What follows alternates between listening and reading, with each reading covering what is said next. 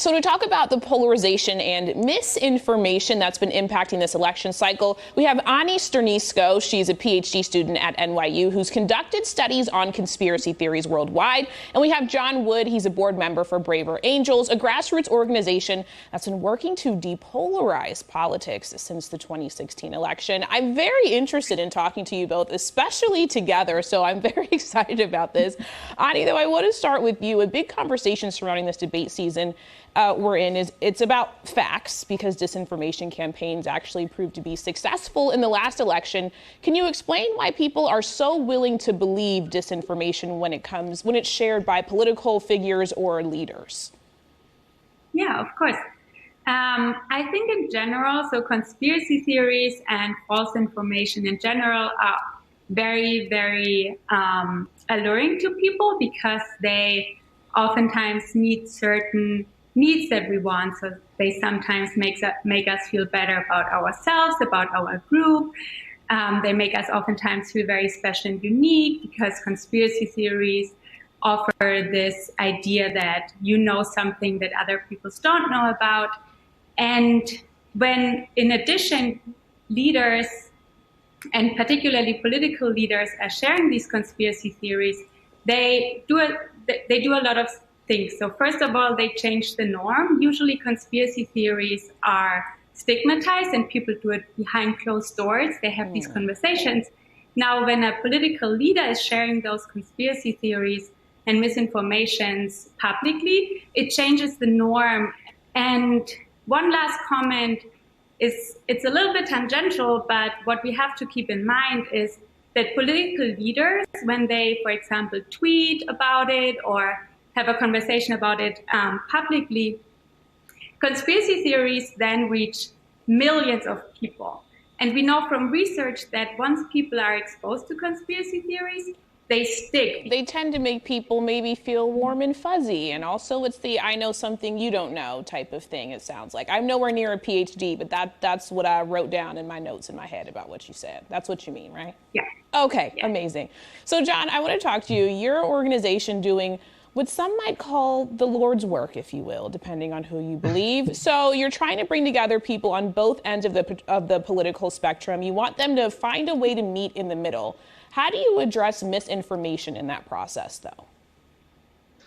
Well, the place where we have to start is keeping in mind the fact that even when we agree on facts, and we very often do not, but even when you do have the same set of facts on the table, people's interpretations of facts are going to be wildly different depending on the larger narrative that they take in. And to Anne's point, it's very much the case that we develop, particularly in a polarized environment, a greater sense of connection to the people that we elect, because we see them as fighting for our tribe, rather than allowing ourselves to remember that we actually have a deeper relationship, or should have a deeper relationship, to the people that we share a community with, that we share a democracy with, our neighbors, our relatives, our coworkers, our classmates, our family and friends, right?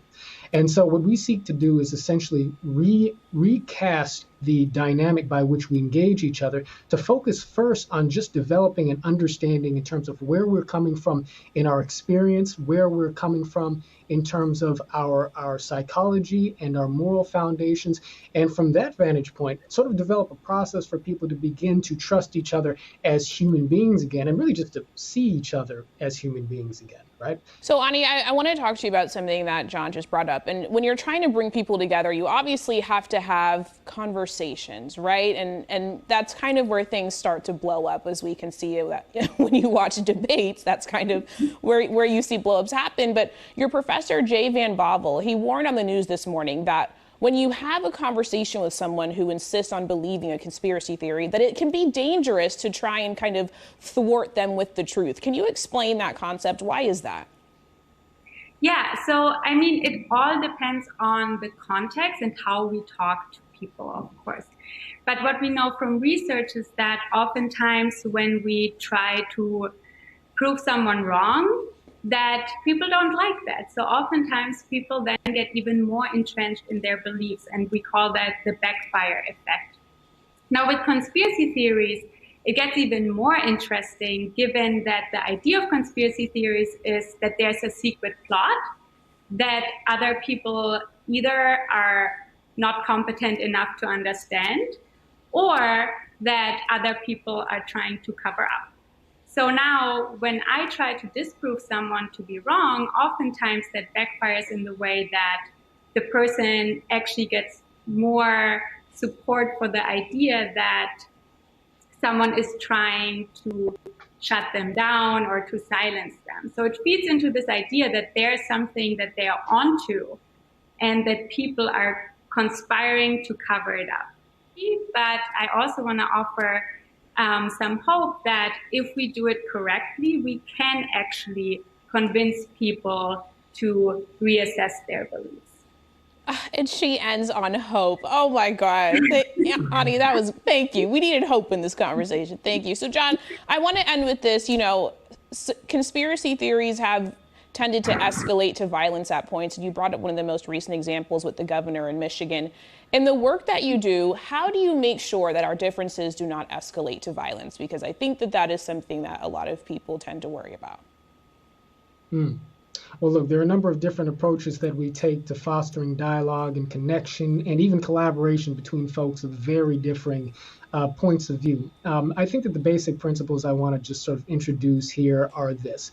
We don't want people to paper over their differences. At Braver Angels, we want you to, sort of like church, so to speak. We're not a religious organization, but we do ask people to come as they are, right? So bring your authenticity, bring your honest self, because ultimately the thing that stands in the way, the thing that stands at the impasse of violence or community is reconnecting people to their neighbors, to their fellow Americans in relationships across this divide. And to Ani's brilliant point, heading off and really defeating the sense of alienation that makes people predisposed to find appeal in these sorts of woke perspectives on society in the first place, right? Because when we do not have a real empathetic understanding of who our fellow Americans are, it is easy to accept any distorted or malicious view of who they are. But if we actually know each other, Ashley, Ani, if we actually know each other face to face, have a sense of our lived experiences and who we are as human beings, then we create the context for understanding and getting to the truth together. Thank you so much for having this conversation with us. We appreciate it.